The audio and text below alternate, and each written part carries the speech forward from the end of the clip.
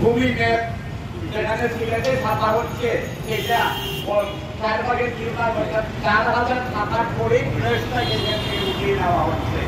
যেটা 2012 সালে স্থাপিত হয়েছিল সেটাকে কোনো বিনা কারণে স্থাপিত হয়েছিল অবশ্যই নয়, প্রয়োজন ছিল বলে এখানে স্থাপিত হয়েছে।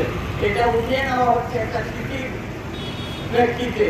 সেই চিঠি যিনি দিয়েছেন তিনি কে জানি না, তিনি হয়তো শেখ হাসিনা সাহেবের পুত্র হতে পারেন। সুতরাং আমাদের এগুলো দেখতে হবে। সিলেট পাশে কে দিয়ে দেওয়ার জন্য এটা করছেন, সরকারকে বিব্রত করার জন্য করছেন, সেটাও আমাদের দেখতে হবে। আজকে বিভিন্ন রাজনৈতিক নেতৃত্ব এখানে এসেছেন আমাদের ভূমি মালিকদের সাথে, সেই সমস্ত রাজনৈতিক নেতৃত্ব সেই দলগুলোকে ধন্যবাদ জানাচ্ছি। প্রধান অতিথি বলেছেন 1 সপ্তাহের সময় দেওয়া হয়েছে, 1 সপ্তাহ পরে আমরা লং মার্চের ঘোষণা দেব। যদি ইতিমধ্যে শেষ হয়ে যায় তাহলে ভালো, যদি শেষ না হয় তাহলে কিন্তু এর পরবর্তী যে পদক্ষেপ আমরা নেব সেটার জন্য আপনারা প্রস্তুত থাকবেন। বিশিষ্ট সভাপতি ইবাদুদ্দিন চৌধুরী সাহেবের জন্য ঢাকাতে যেতে হবে।